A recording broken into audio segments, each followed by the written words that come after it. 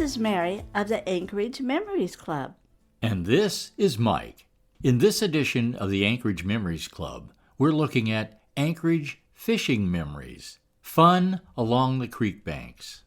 Summer in Anchorage means fishing along the banks of Ship Creek, Campbell Creek, and many of the lakes in town. Dolly Varden and rainbow trout are plentiful in the waters around Anchorage. With visions of Tom Sawyer and Huckleberry Finn, it was fun to pack a snack, grab your fishing gear, and head out to spend some fun time at your favorite fishing hole. Mike of the Anchorage Memories Club has this fishing memory he will never forget. There I was, fishing from the banks of Campbell Creek. I was suddenly aware of a lady and her young daughter. It was the girl's birthday, and her mom had given her one of those little ice fishing poles as a gift. I watched as the happy young girl put her line in the water. It was obvious that she didn't know how to fish, so I offered her some help.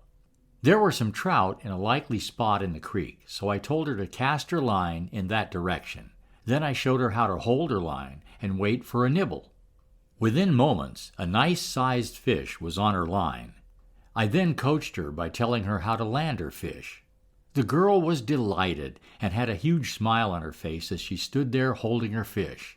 Then she looked up at me with big eyes and a smile to match and said, "This is my first fish. Thank you. I'll never forget you."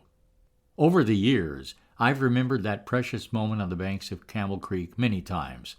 I never knew her name, but I'll never forget her. Mike, there is an old proverb. Give a person a fish, and you feed them for a day. Teach a person to fish, and you feed them for a lifetime. Thank you, Mary.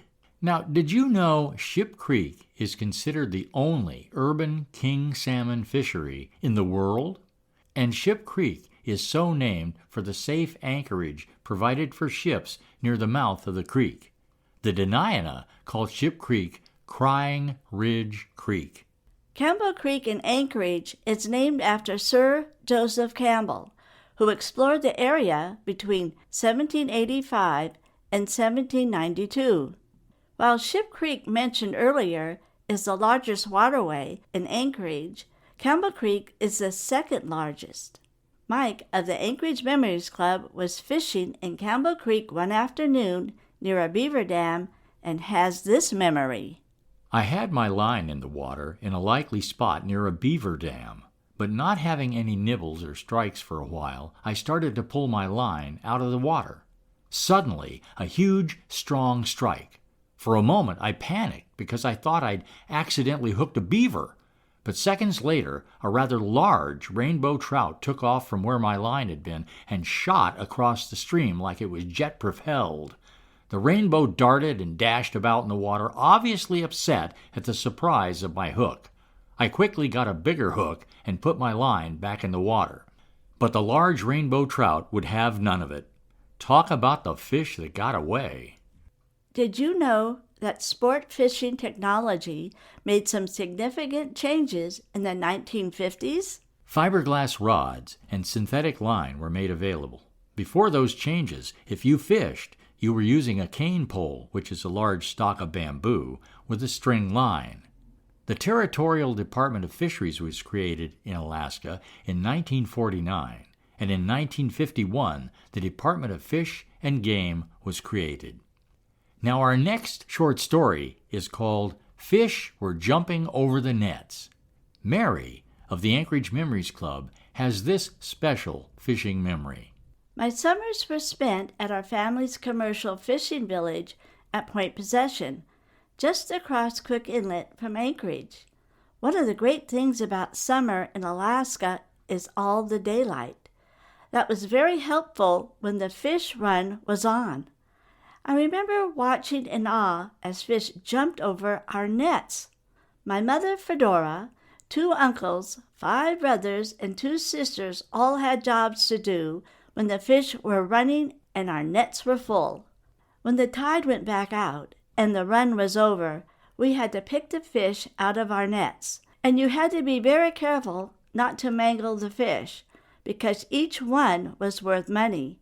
It was a lot of responsibility for us as youngsters. The sharp teeth of the dogfish would get wrapped around the net. It was also challenging to get the humpies through the small holes of the net.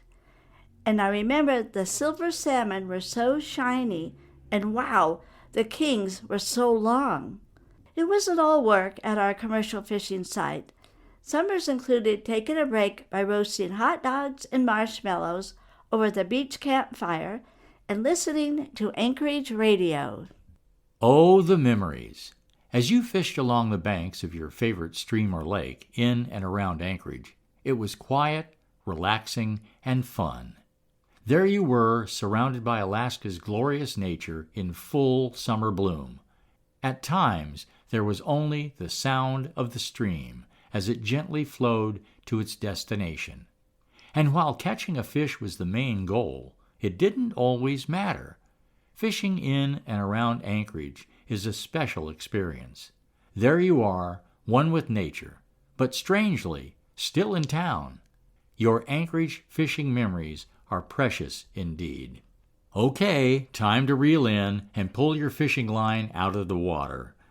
But let's keep the soft glow of those watercolor Anchorage fishing memories near to our hearts. Until next time, Mike and Mary, the Anchorage Memories Club.